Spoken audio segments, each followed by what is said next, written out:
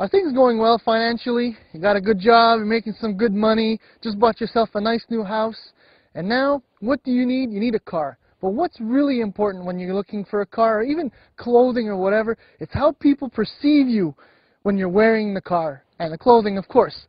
So, basically what you need is one of these. A 2006 BMW 3 Series. If you've got a little bit of coin, you can get a 323i for $35,200. Under the hood of that one, you'll find the inline-six 2.5-liter engine that puts out 174 horsepower. If you've got a little bit more money, you can spring for a 325i. That one has the inline-six 3-liter engine that develops 215 horsepower. And if you really got big bucks, you can go for a 330i, which has the same 3-liter inline-six engine, but this time it develops 255 horsepower. This week's tester is a 330xi, basically the top-of-the-line model. The basic price for the 330xi is $50,500, and as equipped right here with the sport package, you're looking at over $55,000. Now, what does that give you? Well, it gives you a 6-speed manual transmission, close ratios, a joy to use, a heavyish clutch, and a short throw shifter. Feels amazing. And also, very importantly, what the X stands for is BMW's X-Drive all-wheel drive system, which can separate the power between the front and rear wheels up to 70% in the front, up to 80% in the rear. This car on the road feels firmly planted, riveted to the tarmac, or in this case, snow and ice. It's unbelievable how you feel in this car. There's substance, there's weight behind every function, every movement you make. The steering wheel feedback is tremendous. Precision is unbelievable. In its category, the 3 Series BMW is perhaps the best driving, or the one with the most interesting driving dynamics. You do pay a price for the car, but you're getting a whole lot. The ride is controlled, comfortable, very confidence-inspiring.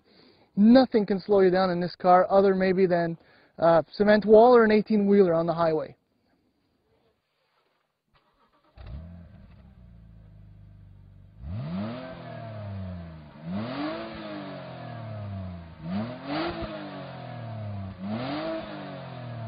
Like the sound of that? Imagine what it sounds like in this car. Actually, you don't really hear it that much because it's so well insulated. So what that means is that the cabin is very quiet, even on the highway, even at speeds that are well above legal limits. Not that I've been there, although I do say that a lot, don't I?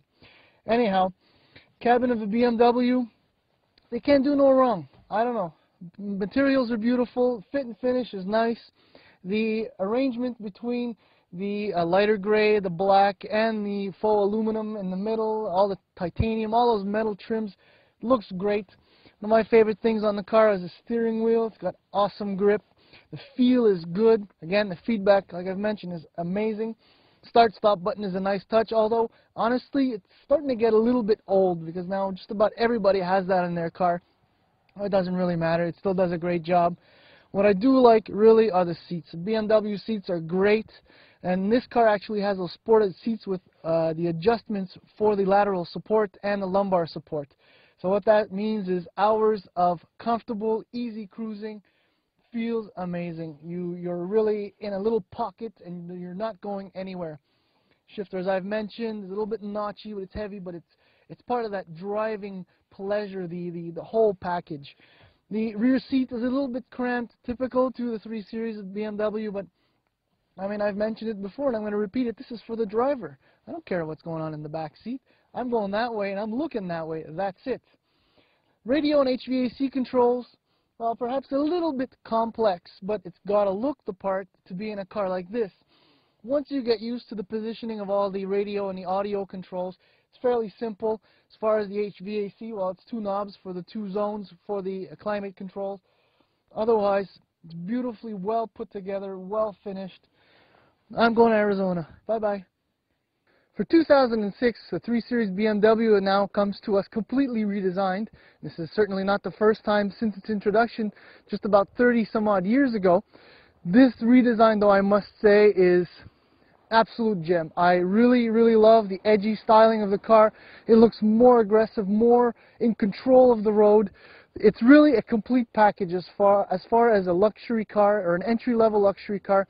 G35 is very interesting as well. The A4 is quite nice.